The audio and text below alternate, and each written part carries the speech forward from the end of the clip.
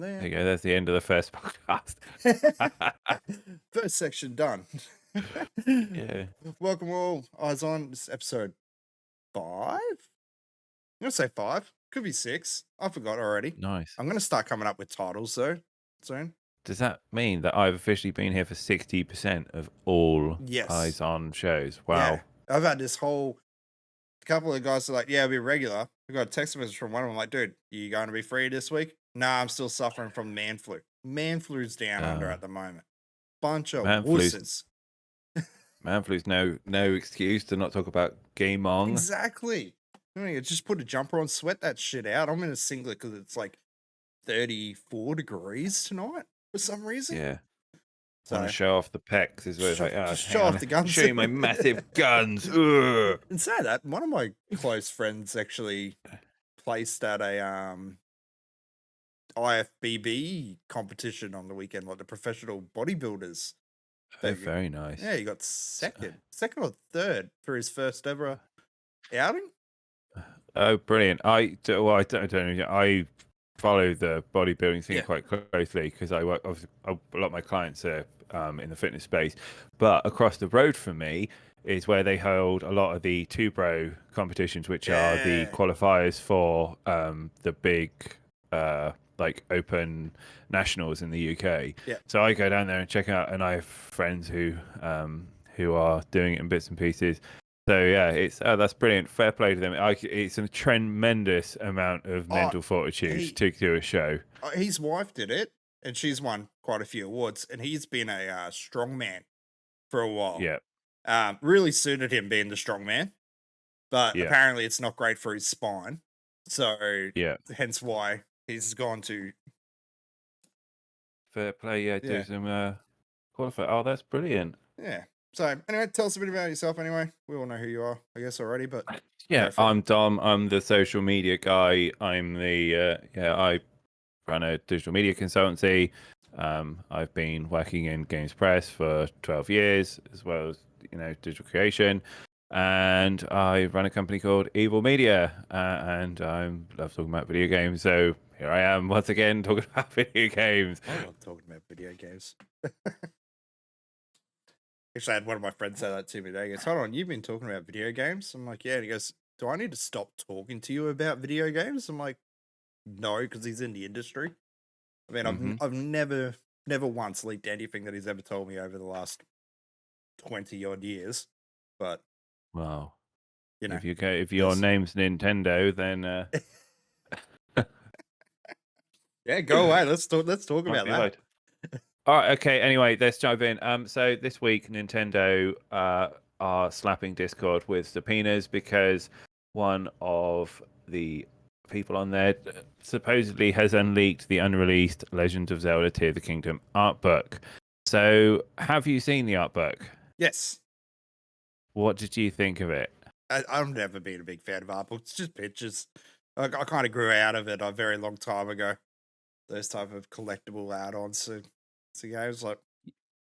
Yeah. So how do you feel about, like, Nintendo have a long history of being possibly one of the most aggressive organizations when it comes to copyright. I mean, there's a lot of hit back in the modding community, especially. But how do you feel about them subpoenaing Discord? Have they given the so they haven't given the identity yet, from my understanding. But I mean, how do you feel about that? Look, I've seen quite a few people over the periods come under the hammer of Nintendo, I guess, like being in the scene and talking to people behind the scenes over different things over the years.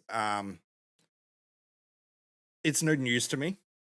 Going after Discord, however, that's an interesting tactic that I've never seen them before. I mean, I've seen them go through IRC and attack through people through IRC, so I guess it's no surprise that they would just adapt to whoever it is now. Yeah, I suppose so we take a step back on this and look at it from a high level. The bigger issue is should leakers be penalized? Like, is leaking part of the game's like a game release ecosystem now, or are they really just, spoiling the fun for a lot of people? A lot of hard work that companies are putting into their games and just ruining everyone's fun. So, I mean, how do you feel about leakers? Something like this, I don't feel like the game got ruined for me. But there's nothing really in there that really blew away. There's been so much talk in rumor mills about what's going to happen with the game. I mean, my son was even talking to me about rumors today about this game and how he feels after the latest trailer. Leakers, when it comes to a bit of art or planning on the backstage, doesn't bother me. When it goes to the level of ruining, like, say, endgame or the story, that's when I get upset. Okay, because because there's two levels to this. Because we've got Nintendo, they released some artwork. Like, if I saw a reel of pictures about Zelda, I don't think I'd really care. I've seen so many much. now; it's just blurred into a line. Which one's which? Yeah, but off the back of this, Bungie are in the same boat with Nintendo this week because they did the big community summit. It was a private event. They brought everyone in to have a look at the new season 21 stuff, because the start of Lightbringer hasn't gone particularly well with a lot of the like non-hardcore Destiny community. Yes. And as a result, I don't think it sold that much. There was a lot of big changes that they were like, hey, we're going to change things, we're going to fix them up. They brought them into the closed event, and someone brought a camera with them and took a load of photos and then leaked them online, of course. And now Destiny, Bungie are rightly so, I think, quite upset about this.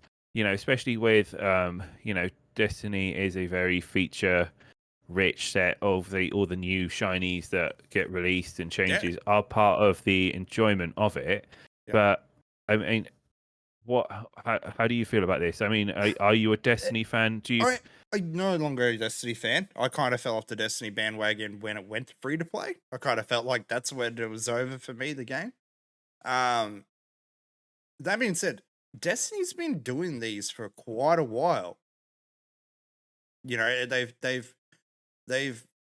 been doing these community summits, as they call them, for a while, and everyone's been under NDA. So for it to be done for so many years and then finally start getting leaks, I would be a little bit disappointed if I was Bungie going, we've had a good track record here. Yeah, I agree. I'm hoping for.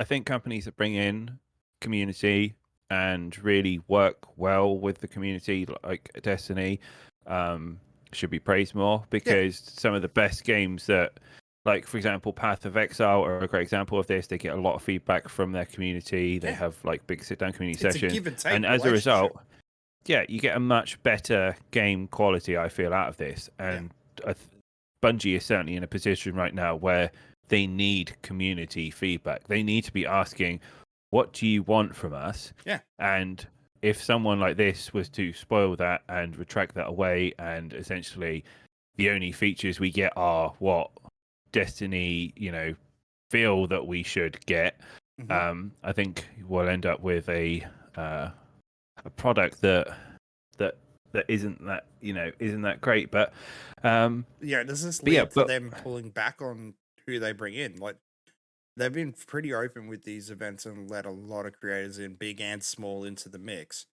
And I know it's kind of, you're opening the door for this to happen. But are they going to turn around and then start closing the door on these smaller creators and going, hey, we don't need you in here. We're just going to keep this to a smaller niche of people that we trust? Yeah, I'm still not sure what the solution to this long term is, because you get, I can't remember what the term they use, but essentially whenever a new patch gets released, obviously they can't completely, they have to release certain assets to prepare for the next patch and so on, and people come in and they reverse data mine. Yeah, it's so basically people reverse engineer and have a look at file names and stuff to work out whether or not stuff is coming into the game. For example, we had the new Counter-Strike 2. People went in, they had a look, and there was Left 4 Dead 3 references in there. and now people are saying, now part of me thinks that companies are clued into this and they will do this on purpose. Yep. But the other part is that, you know, maybe these references are genuine. So, like, I mean, do you have any idea? What are your thoughts? What's the long-term solution for this? Do you think so? Like, companies should just accept the fact that people are going to be doing this and play into it, or should they be going down the Nintendo route and like hitting them with a massive legal hammer and trying to stamp out, as many moles popping up out the hills? I think I'm with you with they do it on purpose, because I know there was a few games you used to be able to data mine quite a bit to figure out what was coming, what was ahead. And then over time, they must have changed where they were putting in the data, and that came into more encryption, and it wasn't getting as much info was coming out of each patch. So I think it's a choice that the company can pack it down tighter so these type of info doesn't get out. However, in the case of this and Bungie, I probably would swing the ban hammer, swing the NDA hammer on it, and just set an example. And I mean, it's rough, but they say that police do it all the time. If every day-to-day things, you got to set someone for an example. At some point, you can't let it keep getting away with. Yeah, I think so. It's interesting because like you've got companies like Blizzard and WoW, and you don't really people data mine WoW all the time. You get new items coming up, new zones. You even get 3D renderings of them of what they're going to be like, but they just don't give a doo-doo, right? Yeah. And then you've got Destiny, however, who are upset at it, and it's like, well, why are they upset? That's the other big question for me. Is this because they're worried about the spoilers of the story being released, or the fact that they are?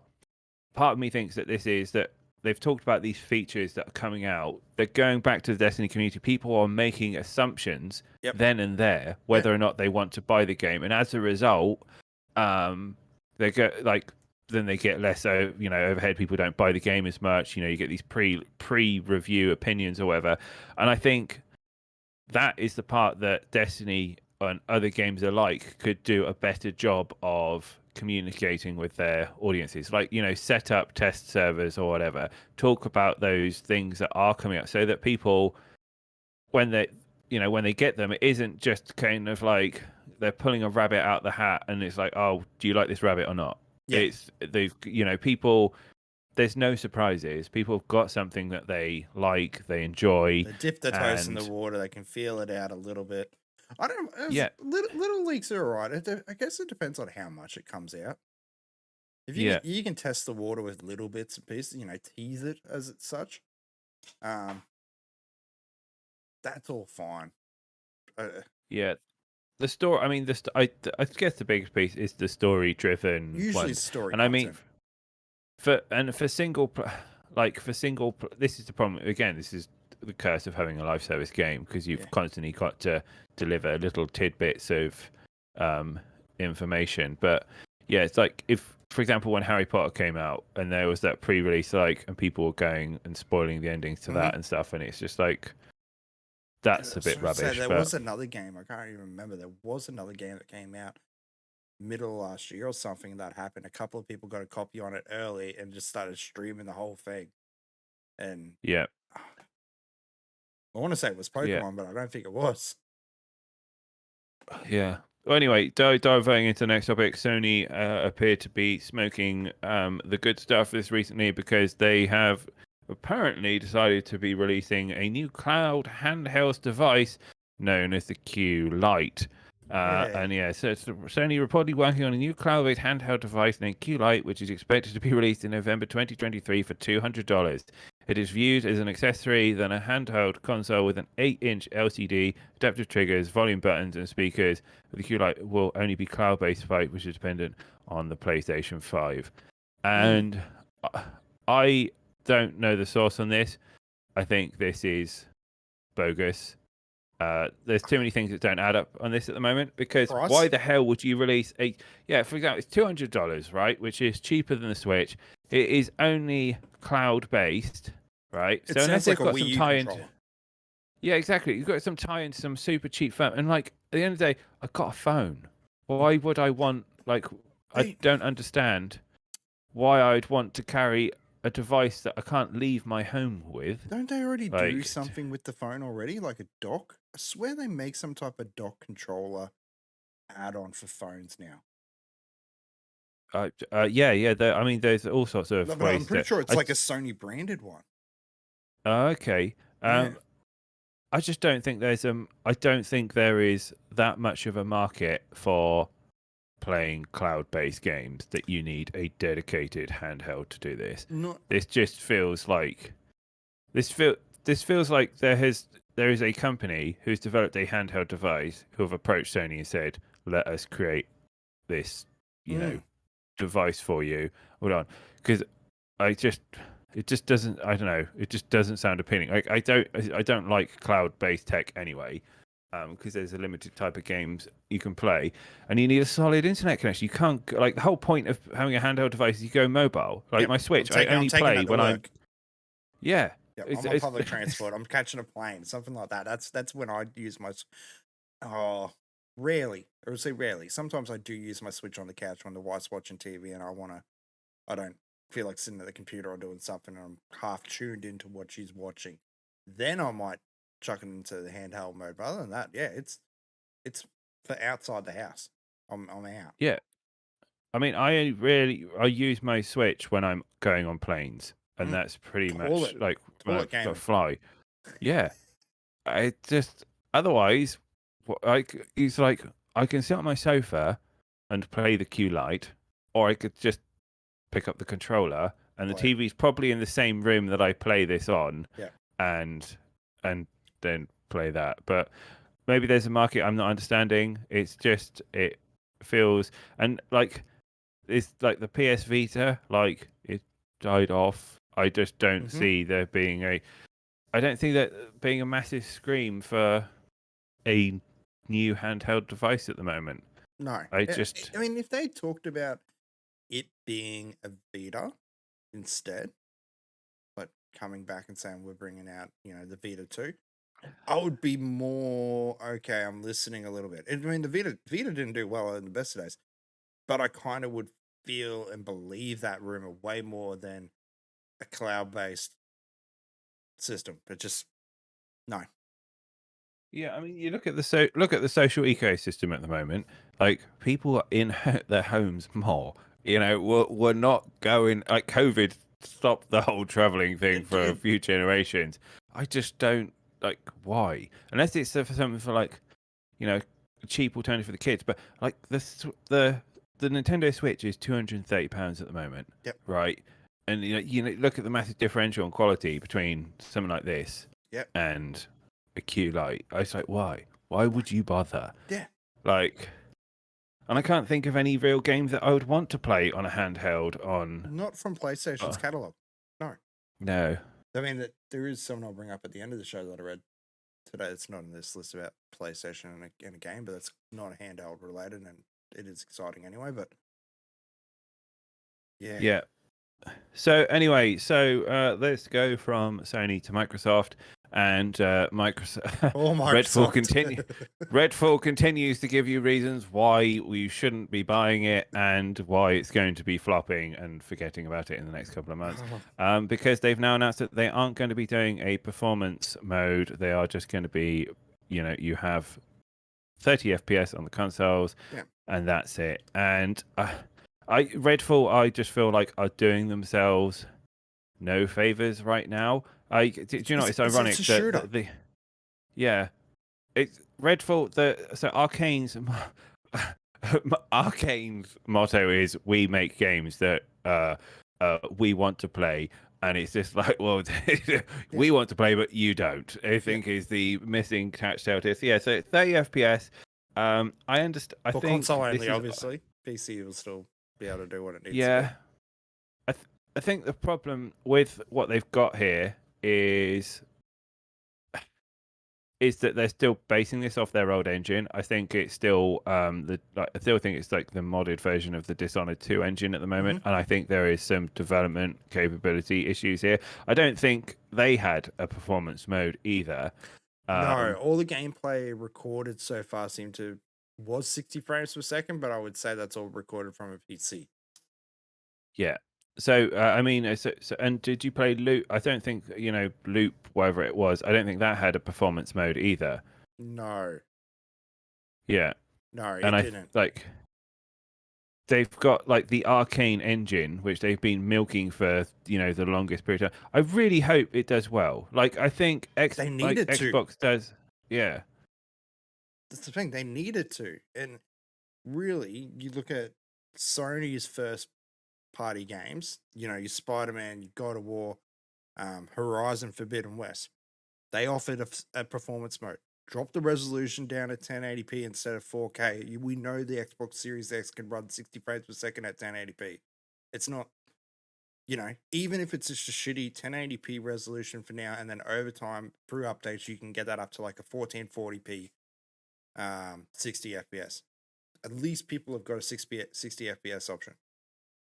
yeah. I mean, this is, I guess you've previously mentioned, this is a shooter. This is Yeah. not something. Shooters generally aren't something you kind of associate with, like, oh wow, look, it's like the high fidelity, beautiful moments. Oh, this vampire's drooling over my face in 4K. It's just like they want smooth run and gun action. Vampires popping out all over the place. You shoot them, you get some loot, you repeat, and they keep adding loot, so you keep coming back to shoot them, and things are different each time. Yeah. That's all they got to do, like for the in terms of a little shooter. And I really am concerned that Redfall have lost the plot.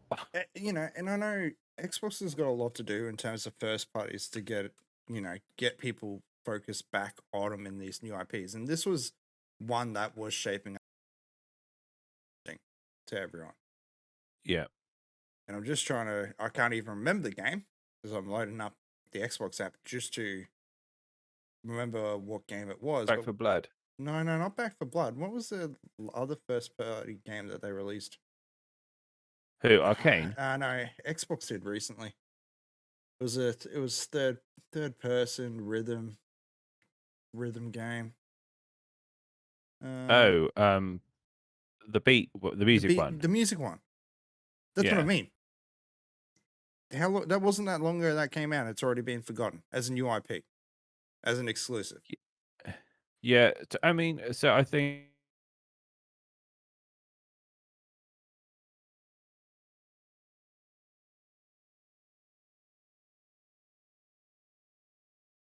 they're massively popular, and then they had Looper, or no, was it Looper? I can't remember what it's called now. I can't even remember. No, Looper's the film, but basically the time loop game, which didn't do very well at all. Deathloop, that's it. And they had this massive kind of like multiplayer thing that on paper it was a really cool idea. In practice, it sucked. It just no one cared. Like it was just annoying. And no one really wanted to invest in it. And I feel that they've on paper they've got some really good ideas for Redfall, like Left 4 Dead, but with vampires, right? I was excited for it. Yeah, and you've got individual heroes with trees and epic loot, and like you can identify with these characters and you can level them up individually, so there's lots of replayability there. Yeah. But I just feel like with the 30 FPS mode, will it make it? Will they release it? Maybe. But I think that, and combined with like slow tactical gameplay and the fact that they then they've reversed the wheel on whether or not there's going to be actually any live service stuff in there. Yeah. It's just like, well, I think it'll be a fun 5 minutes, and then bye bye. Yeah. It'll have its moment of shine for the first few weeks of launch, and then something else will come out. We'll all forget about it, and we'll move on to something else.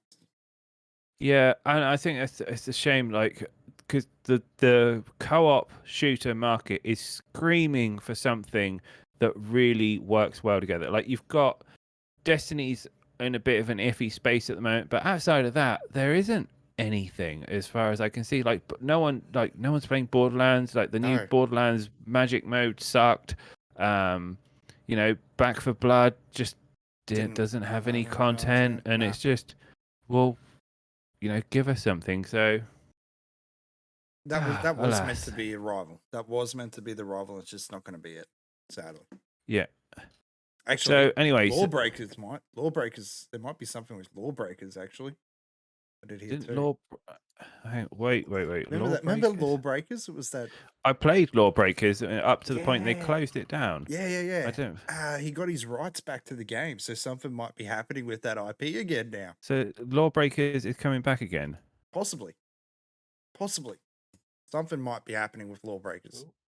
Having some internet issues. Oh, I know that.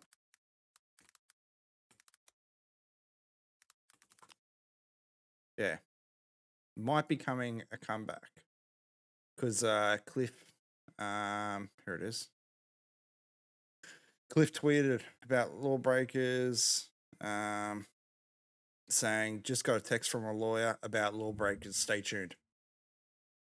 Wow. Okay. Yeah. Well, that's very interesting. Lawbreakers was a fun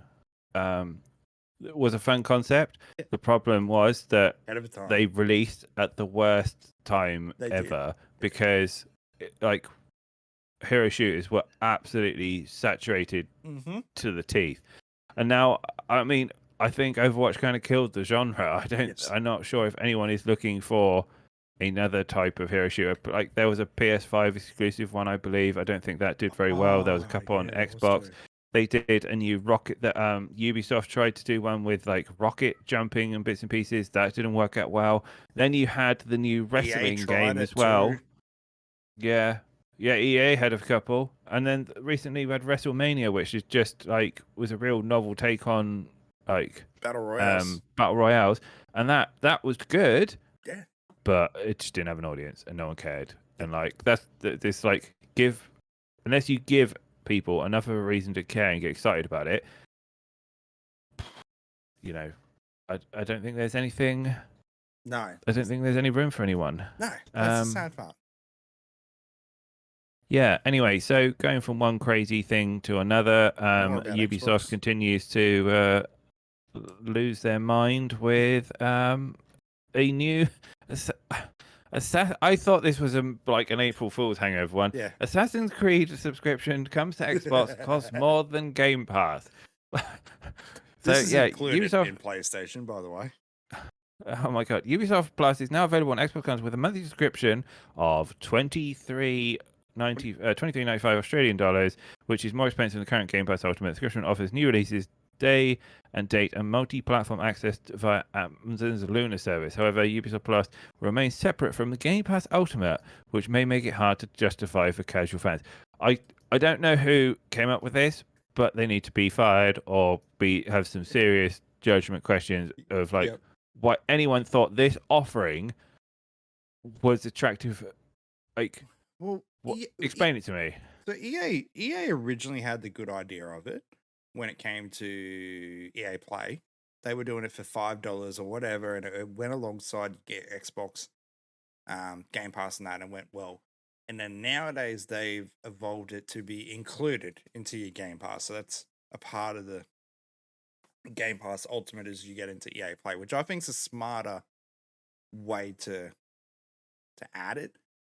Ubisoft, however, they've made the deal. Maybe it's because they've made a deal with PlayStation, but the Ubisoft Plus is included in the PlayStation Deluxe as a monthly subscription. So, and I mean, calling it the Assassin's Creed subscription is pretty accurate. It's just, it's just Assassin's Creed games and like 2 Far Cry games in it. That's just about it.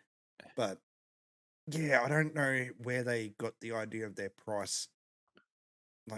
It's bonkers. So when Battle Royale, this reminds me of what happens when Battle Royales first came out. When Fortnite gave wind that this is a genre, everyone had a Battle Royale. Yes. Firestorm for Battlefield came out. Everything was a Battle Royale, and now everything is a subscription, and we are entering subscription fatigue. Like, there is a point now where we have so many subscriptions that it actually is probably more cost effective just to buy games again. That's the bonkers side of things. There are some big daddies out there that are incredible value for money. The Xbox Game Pass, and I also think the I think the PlayStation Plus PlayStation one one is what is a I pretty pay good for one. both. I pay for the Xbox One because I use it only on PC, but you can do family sharing. It's not completely officially supported, but family sharing does kind of exist for it on PC, which is cool. You can share it with up to 5 PCs. So for the $20 a month, worth it. But then the PlayStation one, I think that's $20 a month as well. And that's two things I pay for. I rarely buy games anymore because of those two things. That kind of just completes me. Yeah, and the ones that are like individual entities, and you do want to buy, are like the big kind of like, you probably can have a really good fun time with them, and that's why they've got you by the nuts. So you've got, the Call of Duties, the big Battlefields, the World of Warcraft DLCs, the new Diablo coming out. Like they're all very, very like I'm going to buy this and play it for a long period of time, forget about all my other subscriptions. But yeah, like these side buttons like Ubisoft, I just don't care. Like I feel, Ubisoft are in, Ubisoft are in a bit of a doo-doo place at the moment. Anyway, I feel it's only a matter of time before they someone's going to shrink down or someone will absorb them. That's what I've been saying. Ubisoft at one stage is, I think Ubisoft did it a while ago. When the Microsoft Activision deal was going through, Ubisoft started like showing a bit of skin on the side of the street saying, who's interested in this? Bad lighting or something because no one took a bite at it. Yeah. The rain and it's a mascara's running down her face as she stands on the side of the corner. No one's that interested in Ubisoft at the moment, sadly. Yeah, no, I think they have some IPs that would be very lucrative, and I think they have a lot of IPs that could be brought back. People have been crying for Splinter Cell for the longest period of time. I've been waiting for that. You've also got Rainbow Six, which is doing very, very well, albeit though their attempts to diversify Siege has flopped as well. But let's have a look at it. Rainbow Six Siege, which is one of the games that's inside the subscription model, is available on both the PlayStation subscription and the Xbox subscription. I mean, isn't Siege free though at its base? It is free at its base, but they're offering the ultimate version or whatever on both the subscriptions. So okay, you get all you get all the heroes as such anyway. And then out of the Watch Dogs, cool. Legion's alright. Watch Dogs 2 was okay. Watch Dogs 1 was a piece of crap. Like, what they're offering inside most of this isn't that interesting. No, well, I mean, Legions was so bad they've closed the multiplayer down, haven't they? Or the online bit of it is over now. So yeah, Ubisoft, you're crazy. I think I think we just need to watch and wait and see what happens with them. Anyway, let's move on to more exciting things because Diablo is announcing more goodies. And surprise, surprise, we're going to be getting new story content every 3 months. So, Blizzard revealed that Diablo 4 will receive quarterly updates consisting of additional story content tied to new mechanics and features.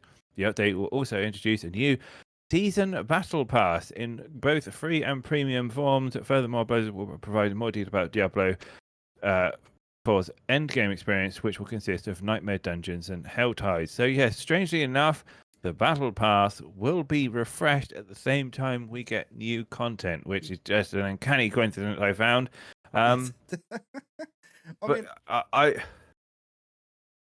They've been looking at that competition for sure, but like when I first saw this, all I read was, okay, I see you guys have been sitting back for the last few years and just watching what PoE does. Minus the Battle Pass. Is anyone surprised by this? No, I don't think so whatsoever. Will they live up to doing it?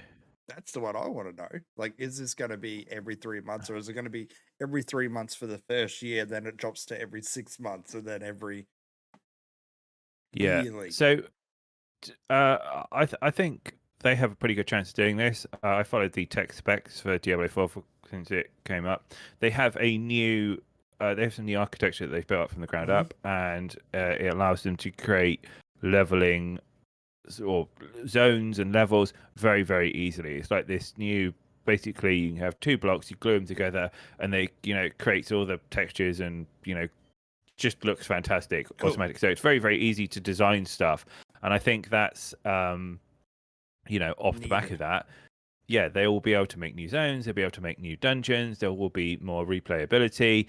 I'm very interested to see what kind of stuff is coming with the Battle Pass. I can imagine that they are probably going to be tying characters to this, and also characters and skins.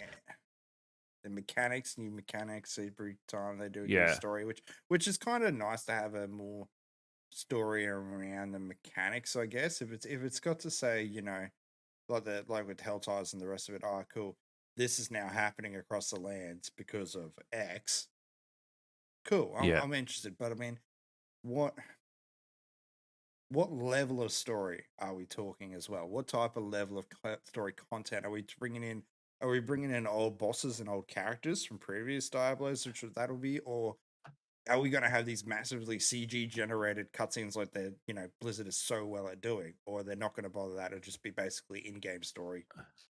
So this is the way it will go. They will have, so you'll have a new, because I don't believe you're going to kill her off in the base game. No. I think it's going to be, there's going to be some other big bad new build up or whatever. Yeah. But you'll have I think there's going to be a lot of currencies, which I'm a little bit nervous about. Basically, you'll have a new zone. There will be some quests in there that you go in, and you'll go into this zone, you'll grunt, or it'll be a new set of dungeons or whatever, and you go in, you kill off, you get some currency, and then you can use that to spend to get like new skins or seasonal currency too. Yeah, I think that's. I mean, that seems to be they're following that kind of like, Eastern MMO kind of stylism. You've got like Lost Ark, which is like having a lot of inspiration. I hope it doesn't lean into it too much, but that's the way I feel it will go. Rather than Path of Exile, which is you have a base game, which is the same experience you run all the way through. However, you'll have these random flavors events that come up, etc. And it's like it'll be much more, And like Path of Exile that's their model that works very well for them.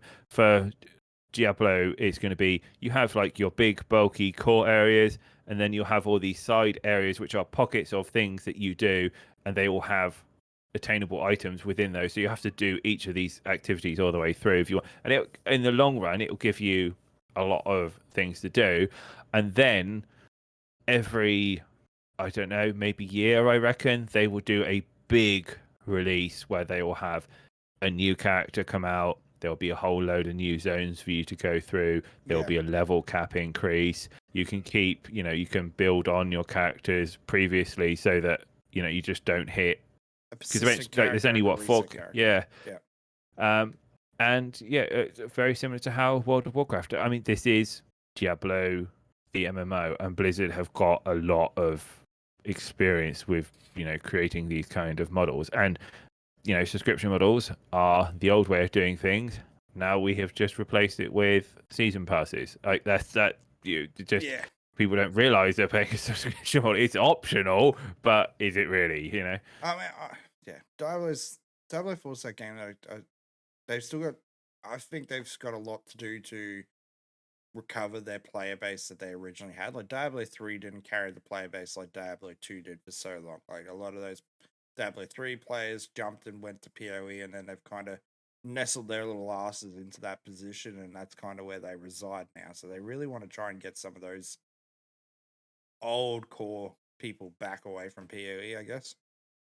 Yeah, I mean, there's going to be for the hardcore, I think there's still going to be a huge amount of people who are like, well, this isn't Diablo 2, this is, different. So, but they will have tie-ins to Diablo 2, and there'll be skin. But this is, I think, aimed at, this generation of gamer, and being able to appease like casual gamers like myself who may not have huge amounts of time anymore to come on, log on and play. Like Diablo 2 is, Path of Exile is like the spreadsheets of ARPGs. Like, you know, it's incredibly fun in depth, but it's incredibly in depth. You know, it takes, you know, there's a lot. Do a season I used to do the season things and sit there and smash out my character up to max level and feel great and grind and new builds and setups. I don't got that energy anymore to do that. I haven't done that in a very long time. No, I get you. So I'm interested to see. Yeah, I'm excited to see what they're going to do with Diablo. I'm glad to see that they are realizing that people don't want the samey stuff. I'm hoping that they're going to have some of the stuff that people loved in Diablo 3, kind of like the you know, the never-ending dungeons that you can dive into, and like, you know, you've got the other, you know, expandable trees, and you know, getting together and playing with your friends is fun. All that kind of stuff. But yeah, we'll just have to wait and see how it all ties together. So yeah, I guess we got a little bit more of for news, I guess. Yeah, that's good. But yeah, finishing up in other news, the darker and darker saga continues on Steam, as they have now been delisted by Steam, and they have now asked all fans of the game to start torrenting it.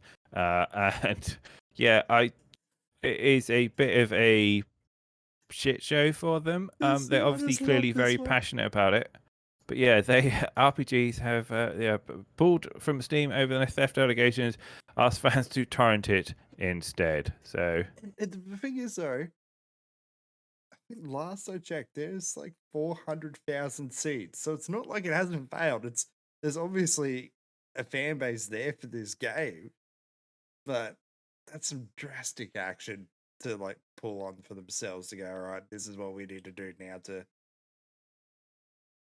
Yeah. I mean, obviously there must be something pretty bloody guilty of. We talked about that last time with the stolen assets, and that's why it was removed from Steam to begin with, but it must be in their favor. Yeah, and it looks like they are, you know, they're fighting this at the moment. So, but yeah, I mean, best of luck to them. We'll keep you up to date. But anyway, that concludes this week's Gamey Goodness. Eyes on episode 6. So, yeah. Any last thoughts? No. What was that game I was going to talk to you about that now I can't even remember what I read. I'll save it for next week. If I remember. I was somewhere scouring the internet and I found a little tidbit of information that kind of pricked my interest, and I went, oh, that's interesting, but now obviously not that interesting because I've completely forgotten in my old age. But no, thank you for tonight. Thank you for covering it all. That's all right. Slightly more and more changing each and every week, I guess. So yeah, hopefully some of these man flu wusses join us again next week again. Yeah, we will hopefully have some more guests to talk through. But yeah, it was good. Thanks for having me, as always. No. Well, we'll see it all next week.